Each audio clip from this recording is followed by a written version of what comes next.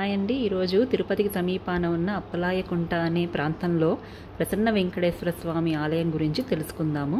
పురాతనమైన ఆలయం ఇది 12వ శతాబ్దంలో నిర్మించారు. ఇక్కడ శ్రీనివాసుణ్ణి ప్రసన్న వెంకటేశ్వర స్వామి అన్న పేరుతో కొలుస్తాము. వెంకటేశ్వర స్వామి పద్మావతీ దేవిని పరిణయం ఆడాక కాలినడకన తిరుపతి వెళ్తుండగా దారిలో నారాయణవనంలో సిద్ధేశ్వర స్వామి అన్న మునిని అనుగ్రహించడానికి ఇక్కడికి వచ్చారని, ఆ ముని కోరిక మేరకు స్వామి ఇక్కడ కొలువు తీరారని స్థల పురాణం చెప్తోంది. ఇక్కడ స్వామివారు అనుగ్రహ భంగిమలో భక్తులను అనుగ్రహిస్తూ ఉంటారు. అనుగ్రహ భంగిమ అంటే అభయహస్తంతో కుడి చేయి, కటి భంగిమలో ఎడమ చేత్తో భక్తులకు దర్శనమిస్తారు. దీన్ని అనుగ్రహ భంగిమ అని భక్తులు నమ్ముతారు. ఈ ఆలయంలో శ్రీమతి పద్మావతీ దేవి, ఆండాల్ దేవి మరియు హనుమాన్ విగ్రహాలు ప్రతిష్ఠింపబడ్డాయి. ఇక్కడ జనసమూహం తక్కువగా ఉండటం వల్ల భక్తులందరూ ఎంతో ప్రశాంతంగా, సావధానంగా, చిత్తశుద్ధితో భగవంతుణ్ణి ప్రార్థించవచ్చు.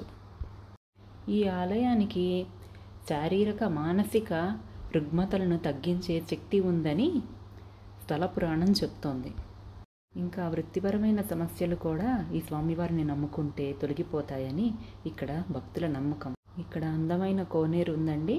భక్తులకు లోపలికి ప్రవేశించడానికి అనుమతి లేదు. ఈ కోనేరుకి వెనకాలే హనుమాన్ ఉపాలయం ఉన్నది. ఆ పక్కనే గోశాల. ఎంతో ప్రశాంతంగా ఉందండి ఆలయ ప్రాంగణం అంతా. ఇదిగో ఈ మండపం చూసారా? ఇక్కడ భక్తులు కొబ్బరికాయలను కొట్టి ధూప ఆరతులు స్వామివారికి సమర్పించుకోవచ్చు. ఈ ఆలయానికి దక్షిణానికి కొండలు, ఇంకో పక్క మొత్తం పంట పొలాలు ఉండటం వల్ల ఆలయ వాతావరణం ఎంతో ప్రశాంతంగా ఉంటుందండి. అదిగో అదేనండి హనుమంతుడి గుడి. మేము వెళ్ళి ప్రదక్షిణలు చేసుకొని అక్కడ కొంతసేపు ధ్యానం చేసి వచ్చాము. తిరుపతికి ఎంతో సమీపంగా ఉన్న ఈ ఆలయాన్ని తప్పకుండా దర్శించుకొని మీరు తరించండి.